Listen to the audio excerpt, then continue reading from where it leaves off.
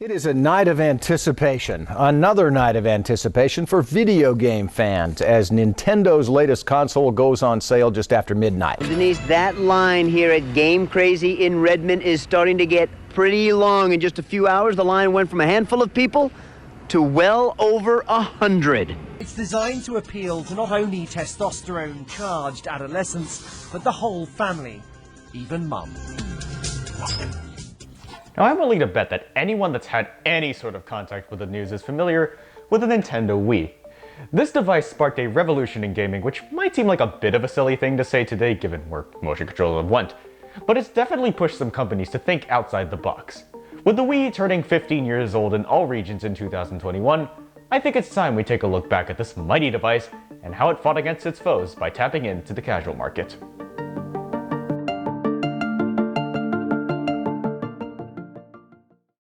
The sixth generation of consoles was just about over, and Sony had become the clear victor, outselling the Xbox by 6 times. The GameCube? It fared slightly worse than the Xbox, but it at least outsold Sega's Dreamcast by about double the sales, selling an unprecedented 21.74 million units. Congratulations! You done it! Nintendo's sales at that point in time were pretty much following a consistent pattern since the days of the NES. They would end up coming out with new devices that are a lot more powerful than the last, but when it actually came time to sell these devices to the consumer, they would always sell worse, even if the market was itself moving towards more powerful gaming systems. According to former Nintendo IRD general manager Genyo Takeda, producing consoles this way is basically a never-ending struggle to please the consumer simply because they want more. It became clear that if Nintendo wanted to see better sales, it needed to break away from the performance bandwagon. It's almost like a revolution. A Nintendo revolution. Though that isn't to say that performance wasn't completely off the table. We'll come back to this later. For now, let's focus on that first point. Takeda notes that part of the inspiration for the Wii came from the Nintendo DS, and the team was wondering how they could possibly follow up on that design. They entertained the idea of putting a touchscreen on the controller, which never came to fruition. And yeah, did that ever work out for them? But the key takeaway from the DS's design is that the interface is to be intuitive to use so that anyone, including non-gamers, can pick up the controller and play. So they decided to use motion controls. Obviously, I can't mention this in the Wii retrospective video without mentioning this one important thing, so let me get this quickly out of the way right now. Before the Wii project, the company Gyration originally made some motion control technology. When they tried to pitch this to Sony and Microsoft, they were turned down, so when they pitched the tech to Nintendo, they wanted it, so Nintendo bought part of the company and a license to use the patents. Glad we got that over with. Now, to cut a long story short, after some designs that started off with the assumption that the controller be two-handed, the team quickly realized that even that wouldn't be intuitive to use. So, they made a one-handed controller in a shape that would eventually become the final design. As the late former Nintendo president Satoru Iwata noted, when he walked into a demo in the conference room and picked up the controller, he thought that it felt just right. So, with this brand new controller and this crazy technology, Nintendo officially released the Wii on November 19th, 2006 in North America and early December in the rest of the world. To showcase what the system was about, Nintendo launched an ad campaign titled "We Would Like to Play." The ad showcased various Nintendo games and had 2 Japanese businessmen traveling to random people's doorsteps and showcasing the Wii in their living rooms. And here it is. This is the launch model, the RVL-001. And I know this because this is actually my system from launch day.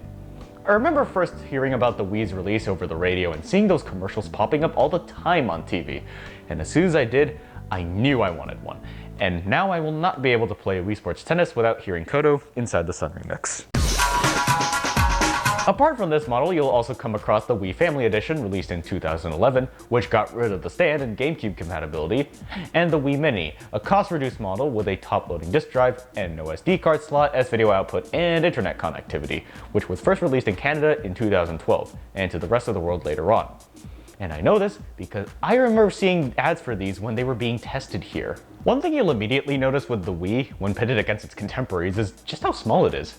The team was directed by Mr. Iwata to make the Wii about as big as 2 to 3 DVD cases stacked on top of each other. And yeah, they did do what they set out to do, and we got an impressively small system. But if you were thinking, given that these 7th generation systems had the worst thermals, that the Wii would fail just about as quickly as an Xbox 360 or PS3 due to poorly designed thermals with power-hungry processors, you'd be wrong. Instead of tackling the problem with the cooler to try and get a performance system without thermal throttling or even death, Nintendo worked with IBM and ATI, the same guys that worked on the GameCube, to develop a CPU and GPU, codenamed Broadway and Hollywood respectively, that would squeeze them as much performance as possible, but while trying to keep power consumption as low as possible.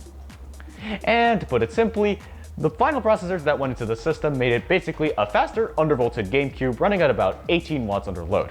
By comparison, the GameCube ran slower, obviously, but its power consumption reached 23 watts under load. Not bad.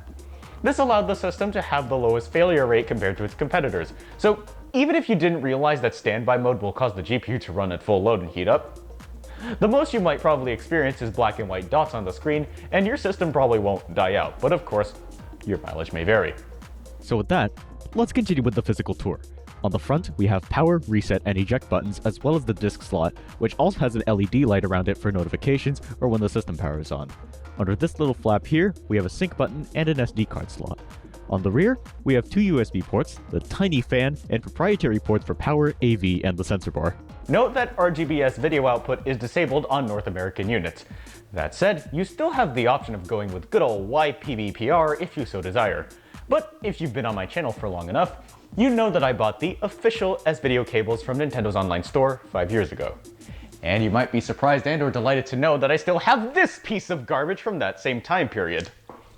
I've been told by a commenter that the OEM cables are apparently getting rare and expensive, and I was not surprised that eBay prices shot up dramatically to over $85 for this cable.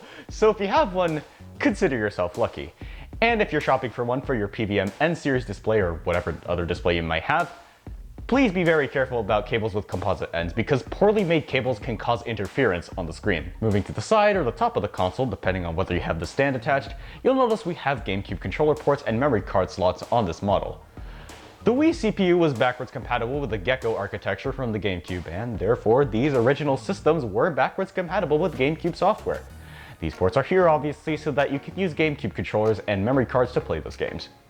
One thing to note though is that some Wii titles can directly access the GameCube ports, allowing you to use GameCube controllers with titles like Mario Kart Wii and Super Smash Bros. Brawl. In fact, when titles like these were starting to come out, Nintendo released a special white controller exclusively for Japan. And of course, I imported one, complete in its original packaging. Now, you'll be forgiven for thinking that these controllers are exactly identical to each other, and while they have the same case design, the similarities just about end there. Internally, there are a few manufacturing differences between the two, which also apparently make these very desirable for competitive Smash Brothers. The most obvious one is that the controllers now have a longer 3-meter cable instead of 2 meters on the older models. These controllers also lack the metal guide rods in the trigger assembly, and the trigger pieces themselves were supposedly made slightly differently, which may affect the way these press down. All of these controllers also switch to the plastic Type 3 stick box, which is one of the highest quality stick boxes, and they're screwed onto the PCB rather than soldered to it, making them very easy to replace. Okay, so now that we filled our GameCube quota for today, let's move on now to the thing that made the Wii, well, the Wii. Yes, this tiny controller may be synonymous among casuals alike and looked down on by so-called hardcore gamers with a superiority complex, but there's no denying that this controller was very special. This is the Wii Remote, colloquially shortened to Wiimote. The controller gets its name from the fact that it's modeled after a TV remote. No surprises there. Though, fun fact, this controller was actually going to be called the Core until Mr. Iwata pushed to call the controller the Remote. Anyway, just by looking at the design of the controller, anyone would be able to figure out how to hold it in no time. The front of the controller is flat and has most of the face buttons on it, and this little speaker. The rest of the controller, by contrast, is contoured such that your fingers will wrap around the bottom.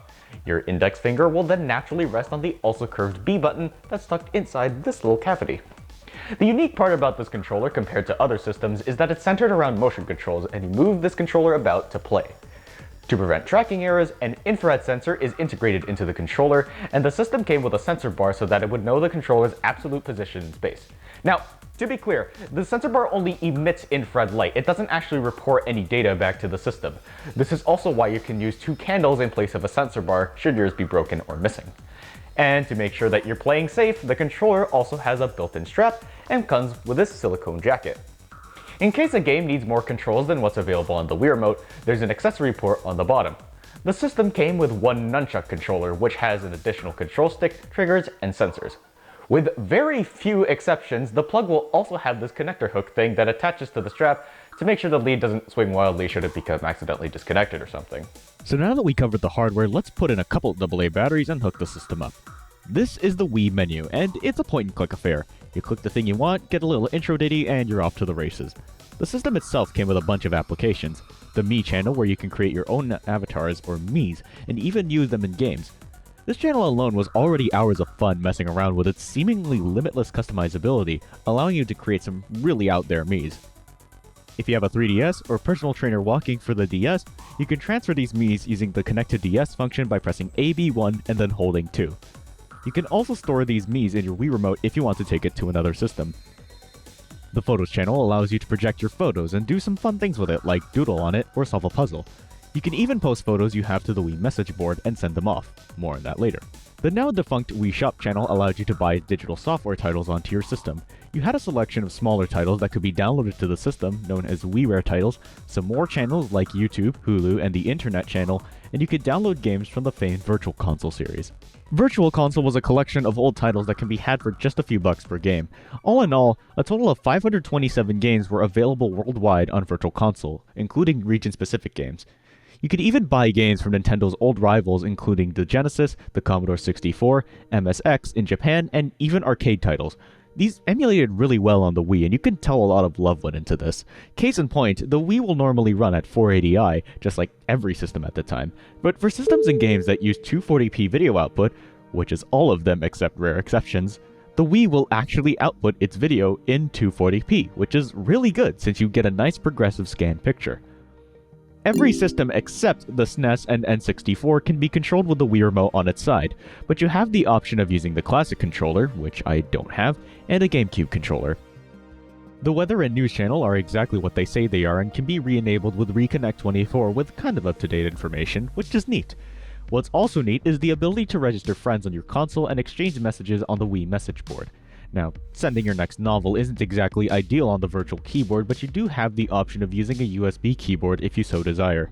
You can also attach a Mii to your message and its face will show up on the envelope and in the letter when it's sent. And if you remember the photo channel, if you have any photos you put there, you can send these to your friends as well, along with any doodles and effects you apply to your photograph. Look at this photograph! Unfortunately, you can't review your sent messages, so if you made a typo, you won't know until it's too late. The frick is a parliament? Whew, that was a lot to unpack. Now let's get into the Wii games.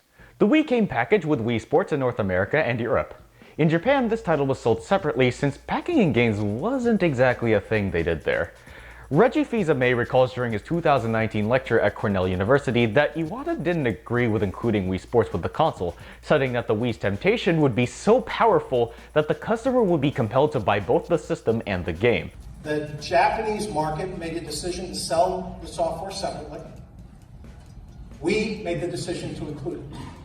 And we were fortunate. The results speak for themselves. It was the right call. So while Japan got Wii Sports in a standard plastic case, the rest of us got the game in the box, inside of a cardboard sleeve. This was the killer app for the Wii, and it demonstrated just what the Wii with its remote was capable of. 5 sports were included on the disc. The game had you swing the controller in various ways as if you were actually playing the sport. Tennis makes you swing a tennis racket, baseball makes you swing a bat or pitch the ball, bowling makes you throw the bowling ball forward, golf makes you swing a club, and boxing makes you thrust your hands at your opponent. This is also the only sport to use the nunchuck for play. The game is really responsive, and it sets the stage for developers on what a Wii game should be. The feedback should be instant, and the character on screen should respond exactly the way that you do. There should be an obvious connection between you and the game. This philosophy will be greatly built upon later, as you'll soon see. Now, if you were looking for some Mario, Super Mario Galaxy was Nintendo's next foray into 3D Mario after Sunshine.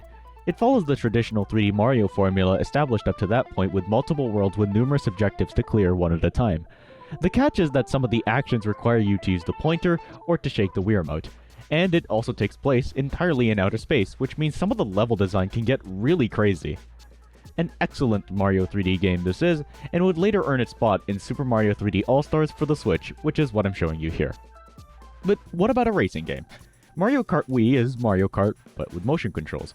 To control your vehicle, you hold the Wii Remote on its side and rock it back and forth as if you were using a steering wheel. Though, as I hinted at before, motion controls for this game are entirely optional if you have other controllers. You can plug a nunchuck in and use the control stick, a classic controller, or you can forego the Wii Remote and use a GameCube controller. For the release of this game, Nintendo also came out with the Wii Wheel, which is also optional and is just a plastic shell for the remote to slide in. I don't have one of those, but I don't think I need to explain myself. As for the game itself, it's your standard Mario Kart and it plays really well, but there are some important new features. The roster of characters has been increased to 12 racers, and the game features online play. Not only this, but bikes also make their debut in this game, which control very differently from karts. For instance, they're lighter and have a lower speed, and some bikes drift differently than others. Bikes cannot also perform a Super Mini Turbo, but instead you can perform a wheelie to gain a boost, at the cost of worse turning and handling. Note that the opposite is true in Mario Kart 8. Overall, Mario Kart Wii is already great hours of fun, motion controls or otherwise, and even if you can't round up any friends at your place, you can still find some players to go online. The official service may be long gone, but luckily people are still playing on a new custom service called Weamfi to this very day, so you can pit your skills against the world and have hours of fun. If you were thinking the pointer would serve great for old-fashioned arcade gun games, you'd be right. The House of the Dead Overkill is a spin-off of the House of the Dead arcade light gun series with pointer controls. This is basically how pretty much any gun game works on the system. You have a cursor, you aim it over an enemy, and you hit B to fire. If you've ever played a House of the Dead game, this one will feel pretty right at home. And to top it off, the developers decided to purposely make the voice acting as ridiculous as the other games, which works really well in their favor, since that aspect has basically become a staple of the series, and adds to the 80s action film vibe. It also works really well for the writing, since this game has a tendency to drop F-bombs every 2 seconds. I can help ease the pain. No, you can't not. Shoot the mother. Don't you do tact. That's what I am going to do. You know, Shut the up and shoot. happy now? Wit. This game also happens to be compatible with the Wii Zapper, which, like the Wii Wheel, is a plastic shell where the Wii Remote and nunchuck hook into. But of course, you don't need one, and the regular pointer just works fine. The one thing you'll quickly notice is that the game runs at 30 frames per second, so quickly trying to shoot up zombies won't exactly be the easiest feat, since, surprise surprise, the cursor is also affected by this. Okay, so everything sounds great. But of course, we really need to squeeze money. Oh, yes, we've attracted the masses with motion controls. The biggest thing to take away that we've just shown here is that gimmicks and things sell. So with that came the plethora of accessories for the Wii. You did have some accessories which were purely cosmetic, notably the 10,000 rackets, bats, and clubs for Wii Sports, but there were extra accessories which actually added to gameplay. One of the earlier and more well-known accessories was the Wii Balance Board, which launched with Wii Fit, but was compatible with some other titles either optionally, like Punch-Out, or as a mandatory piece, like Shaun White Snowboarding. I used to have one of these, but of course it would be very convenient if I still did, so I don't have it on me right now. In any case, this is an accessory that works by stepping on it with your feet, like a bathroom scale, and the game will respond based on how your weight is being distributed across the board. So you can imagine something like a skateboarding game where you'd stop by simply shifting your weight to your back leg. Of course, we can't talk about the 7th generation consoles without giving a shout out to one of the biggest phenomena of that era, Guitar Hero and Rock Band. I mean, it's basically a no-brainer for the Wii. The casual market was all into crazy new control schemes. Otherwise the Wii wouldn't exist at all. Combine this with licensed music that lots of people can recognize and sing along to, and you've got yourself a pretty nifty party game. And what better platform to host a party game than the Wii? One thing to note about the controllers for Guitar Hero specifically is that they use the accessory port on the Wii Remote to tap into its electronics and send inputs. The way this works is that these controllers have a cutout in them. You flip the controller over and remove this cover, which reveals the holder and this little plug right here. Simply plug the guitar into the Wii Remote and slot the remote into the holder and replace the cover. This is actually a really clever idea since it can make the guitars cheaper to make. Notably, instead of wasting money on a tilt sensor, the developers just used the Wii Remote for star power. This design also allows them to use the speaker to play mist sounds through it. And it takes these controllers into the future, since if you're trying to get into Clone Hero, you can get an adapter like this one, and now you have a makeshift wire controller which can pull and up to 1000 Hertz. But one of the biggest accessories we got changed the course of the Wii Remote. See, while it was already a pretty sophisticated piece of technology, it is far from perfect. Even with the sensor bar, the Wii still couldn't accurately detect your motion. In this chapter of an academic paper which briefly describes the internals of the Wii Remote, we can see that it has an accelerometer and infrared camera. This limits the Wii Remote's motion capability since it can only detect motion in straight lines. So, to make the motion controls more robust, Nintendo came out with the Wii Motion Plus attachment, which adds a gyroscope to the controls. Now, it's worth noting that the Wii Remote was originally going to have a gyroscope right from the get-go, but it was omitted due to cost. In any case, the gyroscope allows for far more accurate tracking than what was previously possible. And what better game to showcase the accessory than a sequel to Wii Sports? Wii Sports Resort. Wii Sports Resort features a total of 12 sports on the disc, with 2 of them returning from the original, bowling and golf. This game also features a previously scrapped playing game meant to be included on the original as well. The control is basically one-to-one with your movements now, making for a super responsive experience. Since we have returning sports from the first game, we can do a more direct comparison. So let's go bowling! Now without the Motion Plus, the game tries to fudge some motion data together using only the pointer and accelerometer. Aside from the data from the accelerometer, the system can really only see something like this. So even if the game tells you to swing backwards, the game can't actually detect this properly. So instead, it checks to see how the pointer flies past the lights and how fast you're doing it. You can see here how fast the swinging motion is. It's a lot more jumpy, even if my motion is a lot more fluent and smooth. Notice too that I can get some pretty decently fast speeds by simply moving the pointer up and down. But the same can't be said about the Wii Sports Resort version. The ball will always roll slowly every time, but if I swing the remote backwards, you can see just how well the Mii responds now. Not only this, but it's now easier to control the ball's trajectory, whereas on the original version, it just kinda added spin really inconsistently. The Wii Motion Plus allowed for control far beyond what the Wii was already capable of, and it added so much depth to gameplay and it made playing games a whole lot better and fun. My personal favorite sports on the disc were swordplay and table tennis. Swordplay encourages calculated attacks a whole lot more, since now you have a very clear way to parry and riposte, instead of just swinging the controller wildly and hoping for the best. Table tennis, like bowling, allows you a lot better control over the paddle and the ball when you go to hit it, unlike Wii Sports Tennis, which feels mostly timing based. Here it feels a lot more responsive and you have a lot more control over the ball, but of course it wasn't just Wii Sports Resort that required the Wii Motion Plus. There were other games that used it too, most famously The Legend of Zelda Skyward Sword, where unlike the previously released Twilight Princess, the sword movement was actually a lot more responsive. It was really clear that this technology was pretty powerful, so logically Nintendo would eventually cave and release the Wii Remote Plus, which as the label says is the Wii Remote, but with Wii Motion Plus inside, negating the need to go out and buy the attachment. Well, that's great. We got all this technology at our fingertips, loads of potential for new games. So where's the third-party stuff? Of course, if your console's selling, you'd want other companies to take note. While we didn't get a lot of games from blockbuster franchises, there's still quite a bit to note. I've mentioned 3 already: House of the Dead Overkill, Guitar Hero, Rock Band. But we also got Red Steel 2, a hack-and-slash title that took advantage of the Wii Motion Plus for its combat, Silent Hill Shattered Memories, a reimagining of the first game's plot, and where your flashlight is controlled with the pointer. But of course, where there's a lot of good to be had on the platform, you're inevitably going to get games which weren't so great by comparison. A lot of titles use pretty traditional controls with maybe just a dash of motion control sprinkled in.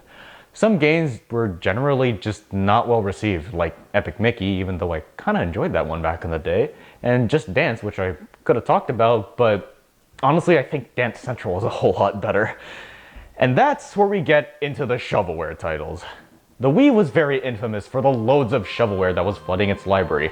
These were pretty low quality titles that were released just to make a quick buck. I distinctly remember having a couple of these that didn't play very well, if at all. TV show King Party, which is just Who Wants to Be a Millionaire clock format, meets Wheel of Fortune with gimmick questions. Perfect if you like point and click quiz games with wheel controls that barely work at all. And Kid Sports Ice Hockey, which even as a kid I didn't even like, and that's saying something. The controls were unresponsive, the game was slow paced, and overall, it was boring. But even with all that said, even if the Wii's library was carried by Nintendo, if it allowed shovelware to flood its platform, why do I still have fond memories of it? To be quite honest, even if I myself didn't have many games for it back then, the ones I remember the most were the Nintendo-made games, and even then, it's not like third-party stuff was all too bad. I distinctly remember playing Rock Band and Guitar Hero for hours with friends and family, and I actually got back into those games and started playing Clone Hero because I had so much nostalgia from this game and still play it regularly. And yeah, they weren't as great as the 360 and PS3 versions. So what? It's not like everything on the Wii was bad.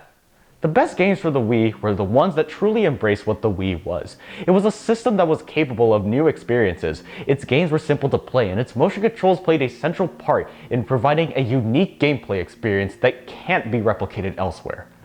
The Nintendo titles just happened to be the best because of course they would be. If Nintendo didn't know their hardware, would the Wii have sold at all? It's no secret that the Wii was the clear victor of the 7th generation video game consoles, and that's not by accident. Sure, you could say that Nintendo just introduced a gimmick in order to gain sales, but it prompted its opponents to come up with their own take on motion control gaming in an attempt to steal the market from Nintendo. The PS3 had the PlayStation Move, which took a very similar approach to the Wii, with a cylindrical controller that used visible light and the PlayStation Eye camera for tracking, and that you needed 2 of to play two-handed games, and another controller sold separately to have an analog stick. Yikes! Microsoft wouldn't leave either of these unanswered and came out with the Kinect sensor for Xbox 360, which was unique in that it didn't have a thing you held onto at all and used a camera to track your whole body. I actually kind of like this thing too. While these two were technically impressive in their own ways, the Move tracked better than the Wii Remote and the Kinect was able to do full body tracking with the camera, they failed to capture the market that Nintendo had been dominating for years. The Wii was here to stay. The Wii lasted until 2013 when it was finally discontinued, though they still kept pushing Wii Mini consoles until 2017. In between, we see Nintendo try new things every generation, be it the Wii U with the touchscreen controller that failed in the market, and the Switch with its hybrid home and portable form factor. While motion controls haven't been the center of gaming systems since the Wii, it's not like the Wii spirit died. It inspired companies to try and find new ways to control games and increase immersion, even in conjunction with a standard controller. Sony introduced the touchpad on the DualShock 4 and the adaptive triggers with the DualSense. Microsoft would introduce the adaptive controller for Xbox One to help people with limited motor skills play games. Just because a controller is different doesn't mean it's bad. And motion control? There's still a place for it. Remember this thing? You can still buy these, but not to control things on the TV, but for virtual reality. Motion controls are a natural fit because that's exactly the point. Virtual reality is meant to immerse you in the experience with all your senses, and if you want to do it well, why would you do it with this? The Wii sought to do what no other big company tried. It tried to innovate not with its computing power, but in its user experience. Even if its library wasn't the greatest at times, there are still enough big titles that controlled well and took full advantage of the special controller and more. It was simple, it was fun, and it's an experience that I'm happy to have been a part of and will always cherish for years to come. And if you want to see more Wii things, go ahead and check out my friend Logan TGT's video, link in the description or on the end screen.